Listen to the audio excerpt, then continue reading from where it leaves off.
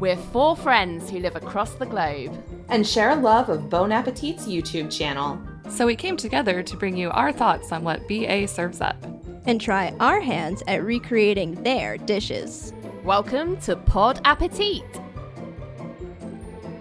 Hey guys, this is Justine, and for my first solo episode, I've chosen to make Carla's white pesto pasta and make it vegan. I chose this recipe because there's already a pesto that I make, but this seems like a very fancy and more complicated version. So I'm looking forward to, elevating a dish. I normally would never make this much pasta for myself, but I hope I can invite some friends over to enjoy this with me. The two elements in this recipe that I'll be veganizing are the ricotta cheese and the Parmesan cheese. Veganizing a recipe comes down to some science and some personal preference. Let's say you want to replace eggs in something. There are many replacers like vegan eggs, flax meal, or applesauce, but it depends if you're baking a cake or preparing an omelet. When you're looking at purchasing already made vegan cheese from the store, you have to kind of know what you're going to do with it. Unfortunately, most aren't multi-purpose at this time. You can buy a cheese you want to melt, you can buy a cheese you want to spread, you can buy a cheese you want to slice, etc., etc. This, of course, coming down to what the cheese is primarily composed of. Is it a nut cheese? Is it a soy cheese? Is it made with aquafaba? That's the liquid that comes in a can of chickpeas. Some soy cheeses aren't always strictly vegan and contain casein, which is a milk protein, but this should still be suitable to consume if you just have a lactose allergy. Anyway, what I'm getting at is that vegans are very good at reading ingredient labels because there's so much to be aware of, allergy and otherwise, that goes into our bodies. So yeah, choosing the right vegan cheese then comes down to, as I see it, a personal choice. If you want less processed foods on your plate, you can just make your own cheese from scratch. It all comes down to what is easiest, tastiest, and best for your body. For this particular recipe, I have decided to do both. I have bought a pre-made ricotta from Whole Foods. I'm using the Tofutti brand, which I've used before when making vegan lasagna. Right off the bat, okay, I'm not sure how this is going to work. It might be good, it might be disastrous. That's why we're trying it. Honestly, I didn't want to spend more time making a ricotta myself if it was just going to fail, But there are recipes on Pinterest. But for the Parmesan, I am going to be making that one. It's one type that I've always wanted to do instead of just buying the vegan Parmesan from the store. But when I did go to the store, I see that there are two brands now instead of one. So at least competition is bringing down the prices.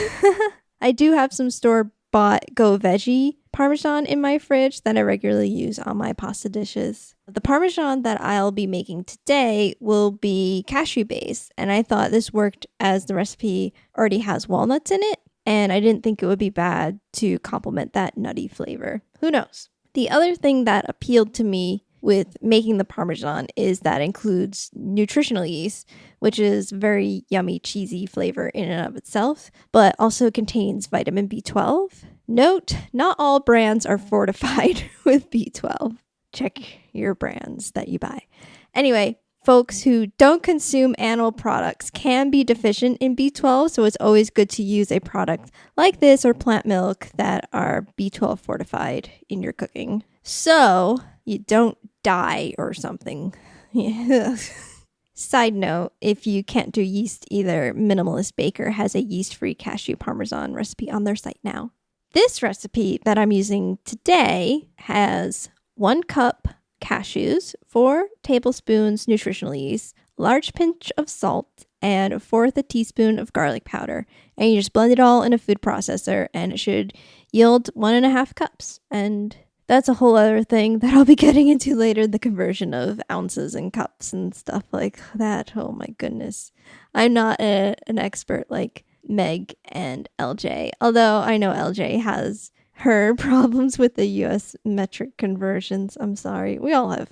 Whew, it's not easy. Bear with me. So now that I've explained everything that goes through my head in the 5 seconds it takes me to read a recipe, let's get cooking.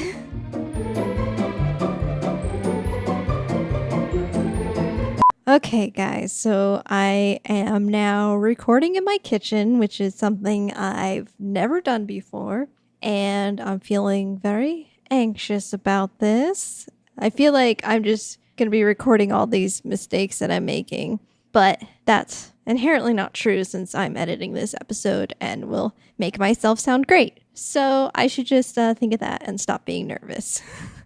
I've got my microphone stand set up next to my counter, and I also have a TV tray that has my recording device on it next to my laptop so I can read the ingredients and recipe.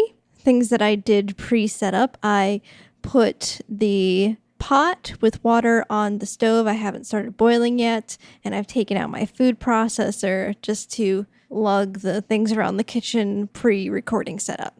So, geez, you can really tell that I'm nervous. I'm going to start with making that cashew parmesan. Let's get out the cashews, the nutritional yeast, some salt, and garlic powder. Oh, side note, I've already salted my water for the pasta, and I have to say that we always kind of make fun of how much salt BA uses, and the first 3 comments on this recipe were like, do not use that much salt in this pasta water because it makes the pasta inedible. Literally people are like, it is too salty, do not use this much salt that she's using.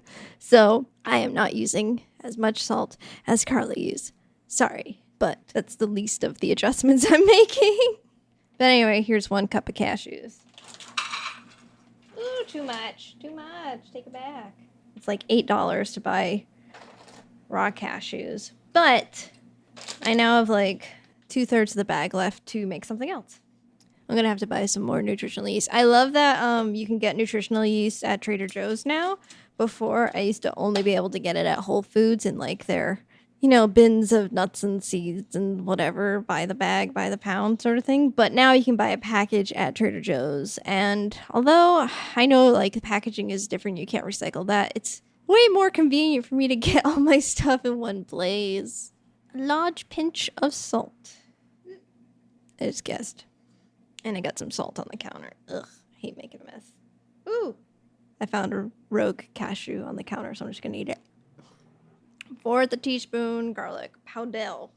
I also like to thank my roommate for letting me use her spices and stuff. I'm not normally a person who steals or likes to share food or kitchen items, but she'll be eating some of this, so it's fair.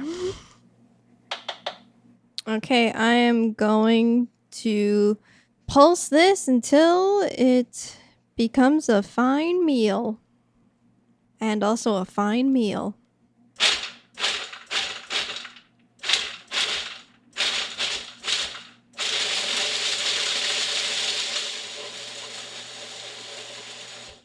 It looks pretty good. I'm excited about it. It looks just like the picture on the website. Yay! Okay, so here's the thing. It says I need 2 ounces of finely grated Parmesan, about 1.5 cups. But if you look in a measuring cup, 1 cup is 8 ounces. Now, this is where I'm like, is this a weight versus liquid sort of thing? Or is it the 1.5 cups pre-shredded cheese makes 2 ounces of shredded cheese?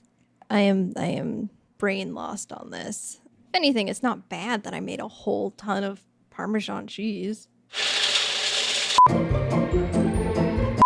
Right off the bat, I may have messed that up, but I don't know. We don't know. And then that's just how I do. I just improvise. So I'm going to toast 1/2 cup of walnuts. Yes, and I'm using my toaster oven for this. Okay, I'm going to start boiling this water.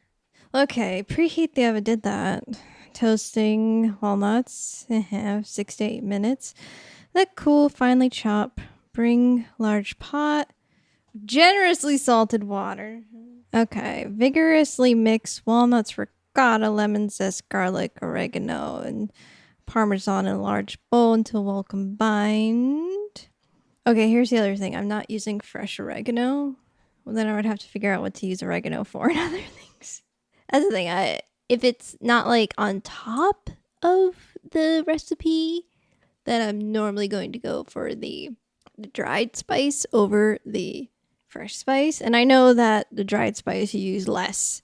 You use about like 3 times less than if it's fresh. I'm going to get me out a big bowl. I feel like this just turns into Justine's anxiety show because I'm like, this is what it's like in my head all the time.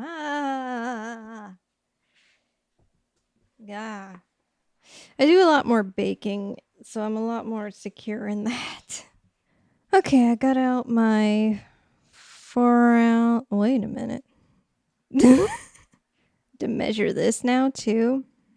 I thought this used the whole thing, but. Okay. So it comes in 16 ounce, which mathematically divide it into fourths and use that. I mean, that's what tasting is for. Mamacita Cat has joined us. You want to say hi? Meow, meow, meow. Meow, meow, meow. I'll now wash my hands. I definitely think I've made too much Parmesan now. I like this ricotta though. It's tasty. Very creamy. Okay, so I think about the amount of ricotta she used. Add 2 ounces. You know, she used a little more cheese, so I'll use a little more.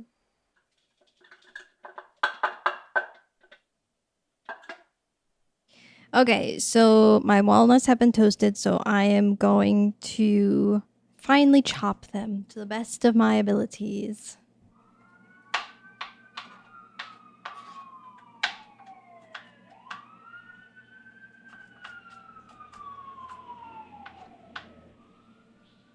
They're definitely coming to get me because I am doing a terrible job at this. It looks like my pasta water is boiling, so I'm going to put my linguine in it. That's what I've chosen to do, linguine. I also feel like I have a lot more walnuts than she has. Oh, gosh. You know, the thing about cooking to a video, now I realize, is you have a lot more to compare yourself to. Let's set a timer for 9 minutes.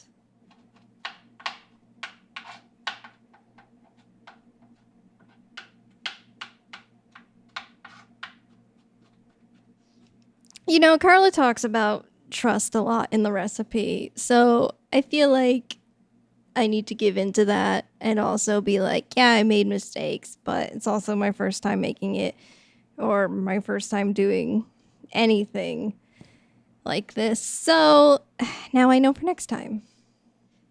Okay. What else do I need to do? I need to zest a lemon. I'm going to use my roommate's microplane. Oh, I enjoy this. Okay, pasta is definitely done. I've got my lemon all zested. What am I missing? 1 garlic clove. Okay, so I use the already packaged minced garlic because it's easy. Half a teaspoon. 2 teaspoons finely chopped oregano, but I'm going to use like 1/4 a teaspoon. I'm going to mix walnuts, ricotta, lemon zest, garlic, oregano, and parmesan. Okay, and then I'm going to add 1/4 a cup of olive oil a little at a time. Okay, let's mix this and see what we get. First thing right off the bat is that everything is dry except for the ricotta until you put the olive oil in. But it's making a pleasant spread. So far, I'm into it. Just gonna make sure it mixes evenly in that ricotta. So really smushing it around.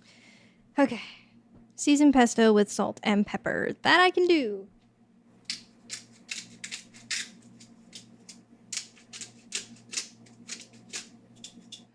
So now the magical part. Scoop 1 cup pasta cooking liquid into bowl with pesto. Stir gently to combine. It's okay if there's still some of the pesto and still small clumps. Okay. I guess, yeah, this is a fun part of just turning everything solid to liquid. A little science magic. It smells good. Herby, lemony. I'm going to take my tongs and transfer the pasta into the bowl with the pesto and then mix energetically until pesto thickens about 2 minutes. Oh my god, I think it's working. Trust in Carla, just trust her. Gosh, she said you would be feeling it in your shoulder. Ugh. Holy cow. Holy cow, I think I did it. Man, I'm gonna like plate this and have people eat it. Okay. I'm talking to this microphone. Okay, seriously, this looks really good. Let's see. Don't record me chewing. Of course not. Oh, it's lemony. Mm-hmm. Oh, it's good. It's so weird because I think pesto being basil, but I know you said it's sauce and it's tasty. It's really good. What is in this? Well, there's a vegan ricotta, and I made my own vegan parmesan. So it's mostly nuts. Right. It does taste nutty and lemony. Mm-hmm. It's really good. I would love it with some veggies in it, you know. Yeah. It is seriously good. This is my third bite now. You can have the whole thing. Look, I've got more. Oh my god. Okay, the recipe makes a lot. It's a pound of pasta. Oh my god. That's really good. Nice. I'm gonna add a little salt and pepper. Yeah. I like pepper in pasta, especially like white sauce pepper. Yeah, like that. Can I give a grind of that? Yeah, I love it. I love it. I love black pepper anyway, but with lemon, so good. It's gonna be a huge bite. Yeah, that's it. Yep, that was it. Thank you. I'm gonna go eat. Good. I'll have another bite or two first. Hey, Dan's here. He's gonna have some pasta with me. Yes. I am hungry. It's good. It definitely more salt going into it when you're cooking it for sure, but it may be important to add more salt when you're boiling the pasta. Anytime you're boiling pasta, it should be like real salty water, because then it blends into the dish better. That's it. But it's good. It's a white pesto. It's a white pesto. Okay. I don't think I've ever had that. One of my favorite things about like creaminess as a texture is, especially thinking about vegan stuff, is that people, I think too much like creamy texture has to come from like milk or animal fat. When it's like the creamiest textured pasta I can think of, at least that I've made, is when I've made pasta puttanesca. And that's just, it's just that when you're cooking it down to its final form, you're cooking it with the pasta water and there's olive oil in there. And like the starches create the creaminess. You don't need that to come from. Here too. Yeah. Like just using pasta water is so much, like, again, people are just thinking about it the wrong way. This is perfectly creamy and didn't need any dairy or animal fat whatsoever. I'm really loving the texture of it. It just needs more stuff to bring out the flavors in it that are already there. But the texture in it is really superb, and as a baseline, this is like a really fantastic point to work from. That's awesome, because I didn't know if it was going to work at all. It worked plenty well. Okay, so now I've dragged Allyson from Art History for All over here. So can you tell me how this food tastes that I prepared while also promoting your podcast? While also promoting the podcast. Okay. My podcast is about art history. Every episode I take a different work from around the world, across time, and I talk about it and I talk about its context. And if anybody's ever met an art historian, they know that art historians love food. So as soon as you told me I made food, come over and eat it, I was like, yes, I will do that. So here we go. First bites. Should I get up on the mic and make this an ASMR situation? That's really yummy. That's really creamy. It's not like sometimes when you get regular green pesto, it can be really like strong and intense, and this is like gentle and like pleasant. It's like a lighter, nicer Alfredo. I am a vegan tourist of sorts. I've been trying to do like more meatless days and stuff like that, and pick vegan options. And this is very like, if I didn't know that you were vegan, you were cooking vegan, I would be like, oh my gosh, this non-vegan thing is very, very good. So Yeah, I guess if you wanted to add meat, I feel like some kind of Italian sausage in here would be good. Or continuing with the non-meat theme, sun-dried tomatoes. I don't know, some spinach. I'm personally getting big into just trying to add spinach to things so I can trick myself into eating more greens. So I would probably wilt some spinach, maybe with a little garlic on it, and mix it in. Very yummy. Thank you for feeding me. Okay, so now I am here with Meg, my buddy. Hi, Justine. Hi. Meg is going to help me wrap out and conclude this episode. It's been a few days since I've made the pesto. As you've heard, multiple people have eaten it, and I've eaten it after microwaving it. So, yeah. How do we want to start? I haven't eaten it, sadly. So if you could lovingly describe it to me, and I'll picture it. And you've seen the pictures of it. Mm-hmm. It looks delicious. I mean, Yeah. I feel like I get a sense of its flavor just by that gorgeous picture. You know what? When I heated it up yesterday, when I had it for dinner again, I was like, oh, it's a lot more lemony than I remember. Oh, mm-hmm. I really liked it. One thing I liked that I didn't think I would like at all were the walnuts. Mm-hmm. I've had pesto, green pesto, with walnuts instead of pine nuts, or maybe in addition to pine nuts. And I have to say I tend to prefer the pine nuts, but I can see walnuts working. I just wouldn't want them too roughly chopped, I guess. I think I'd want nice little pieces. Yeah. When I was chopping them, I was thinking like, oh, these pieces are too big or I'm using too many. But I feel like I would do more because like the walnuts are like a soft nut. They aren't like crunchy. Mm-hmm. So I was worried that it was going to be like soft, squishy pasta in your mouth and crunch, crunch, crunch. Oh, yep. Mm-hmm. But no, the walnuts are just soft enough and they have a good texture and flavor. Like I was really digging it. Like I thought I would not like it at all because of the different textures. Yeah, it sounds good to have that little bit of textural difference, but without, like you said, the crunchiness that seems to be off-putting. Yeah. Julie and Dan were talking about how it's good, but like it's a really good like baseline pasta that you could start like adding things to. Mm-hmm. We were thinking, well, I was thinking it'd be great with asparagus since it's so lemony. Ooh, yeah. Maybe some fresh tomatoes, some cherry tomatoes roasted Yeah. and stirred in. Ooh, yeah. I think Allyson said sun-dried tomatoes. Which type of pasta did you end up using? Carla mentioned lots of possibilities. I went for linguine Mm-hmm. because I'm fancy like that. I wanted to be fancier than spaghetti, but still be in the same family. Like, I can get this for 99 cents at Trader Joe's. Still long noodles, yep. Yeah, so I win. I think it looked great. I think it worked really well with it.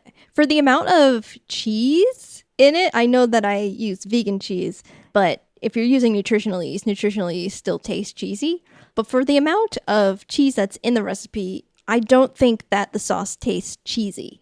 Interesting. But it still tasted delicious. Yes. Yes. I overall would say it tasted lemony and nutty, which I found really pleasant and good. Do you think you would maybe modify it next time and add more nutritional yeast to make it a little cheesier? I did sprinkle the extra Parmesan I had on top. Mm-hmm. I don't know if it did much to it besides adding a little bit of texture. No, I don't think it needs more cheesy flavor. People said that it needed more salt and pepper, which I'm bad at seasoning. So a bit more salt and pepper. Okay, more salt. Here's what I do next time. Okay. More salt in the water. Mm-hmm. And then more salt and pepper in the stirring process. Maybe more nuts. Okay, And that's yeah. it. Perfect. That I would be happy with the also addition of like, I'm really digging like some like little asparagus bits in there. I think that's a great idea. Definitely. That's it. That's all it needs. I think the real litmus test for a recipe is, would you make it again? Okay, here's the thing. I want to make it again. I think it tasted really well. But my issue is to really create the texture of the sauce, you need to have the pasta. Mm-hmm. Whereas I don't want to make a pound of pasta every time. So I would make it again for like a dinner or a party, but I already have my own pesto recipe where I can just make the pesto and add it to however much pasta that I'm making that night and then like refrigerate the rest. That makes sense. So that's like my only issue with it in terms of like a repeat thing. I am interested in repeating it because people gave me suggestions of how I could tweak it. And again, this was my first time making it. And it was really anxiety inducing recording myself making it for the first time because there were things I got confused on. And, you know, I undersalted because I was too worried about oversalting. So it's like there are still like adjustments I can make to make it like perfect. I mean, not like perfect, but yeah. What were some of those anxieties while cooking? Okay. This is why I wanted you here.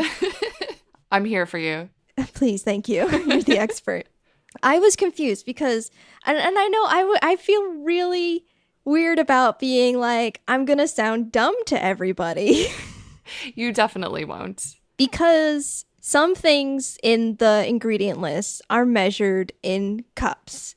But then some things are measured in weight. But it's not like a clear enough distinction for me to understand.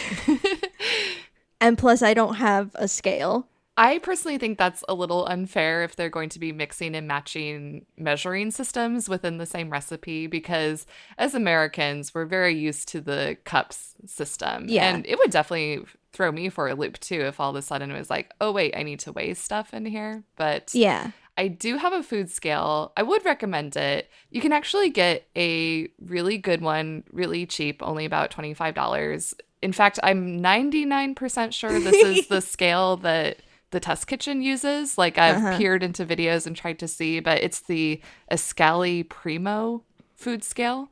And it's, about $25 on Amazon right now. On Amazon. Yeah. Okay. The colors that no one wants are $25 anyway. Yeah. Who needs color? Right? But specifically, I think I had trouble, and this is a trouble I brought onto myself, was because I was making my own Parmesan and I wasn't using a solid cheese.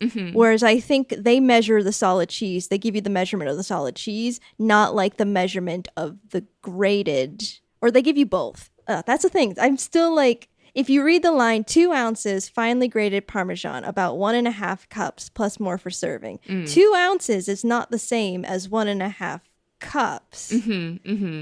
It sounds like the 2 ounces is probably pre-grated and the 1.5 is grated. So to me, that signifies... I think it's the opposite. Oh, really? What I had to do pretty much was just kind of... I could gauge how much ricotta I was using because ricotta comes in a plastic tub that's 16 ounces. So I'm like, okay, I use 1/4 of this. I can guesstimate that. Yeah, sure. What I ended up doing was pretty much just watching the video over and over to watch her shred the Parmesan and see like, okay, she used that amount. So I kind of just used my eyes. Well, one great thing about, say, cooking versus baking is that it's a lot easier to adjust on the fly. And you could just try it and be like, there's not enough Parmesan in here. So, yeah, obviously start with maybe too little than too much because you can always add more. Well, I ended up making a lot of Parmesan. Because I was like, oh, I need 1.5 cups. Then I was like, wait a minute. No, I don't. I need 2 ounces. So something I found very interesting about this recipe is that if someone had presented me with this white pesto, I wouldn't have thought to describe it as pesto because I'm so familiar with the green pesto. And, you know, most green pestos are kind of like a paste. They're not really saucy in the way that this white pesto was. So I found that very interesting. And I learned that pesto means pounded and that is what makes a pesto. So I learned something new. Actually, I feel like my sauce was a little bit more pasty because I kept on stirring because I didn't have enough salt. And I should have, in the end, added more pasta water. I guess we just have to trust them, right? They keep telling us to trust them and then... You know, yeah, that's what I feel like I kept telling myself in the end. Carla says relax. Carla says just trust and go with the flow. So I had to like try and get into that mind space. And it did work. It did work. Like, I didn't think it was gonna work, but as soon as like I had all the dry ingredients in with the ricotta, it was so nice to make this like nutty spread. Like before you add the pasta water, I was like, ooh, this is very interesting. It was really nice of like, ooh, a little cheese nut spread, but then you add water to it and it becomes a sauce. Amazing. Yeah. I mean, I thought this looked excellent. I would try it myself for sure. For an ease level of this, I mean, it's not the easiest pesto I've made, as I've said, but I feel like there are a lot of shortcuts that I took and worked out well. Even just toasting my walnuts in my toaster oven instead of like turning on the big oven, you know? I used, dried spices instead of fresh spices. So yeah, I think it's pretty easy to make. If you're doing like just using regular Parmesan, regular ricotta, like I feel like anybody could make this. I don't know. I had struggles because of the conversion I was doing, but it turned out great, you know? So you didn't break out your mortar and pestle to make it more difficult? Nope. I broke out my food processor. Oh man, now I'm hungry. It's lunchtime. Well, I've got leftovers if you want to come down. I'll start driving. I'll be there, 8 hours from now. Thanks for listening to Pod Appétit, a Bon Appetit fan cast. We'd love to hear from you, so find us on Twitter, Instagram, and Pinterest at pod_appetit. And on Facebook at Pod Appétit Podcast. You can also email us at podappetitpodcast@gmail.com and find all of our episodes on our website, podappetitpodcast.com. Until next time, the test kitchen is closed. Did you ever go on vacation with your family and hope the dance instructor would fall in love with you? No, but I did think a guy with a giant boombox playing Peter Gabriel outside my window in the middle of the night meant true and undying love. Listen to our podcast, Happily Ever Aftermath, where we revisit these movies and it turns out they weren't the best ideas. What were we thinking? You can find our podcast, Happily Ever Aftermath, on Apple Podcasts, Google Play, or your favorite podcatcher. You can also tweet at us at HEAMCAST, Heamcast.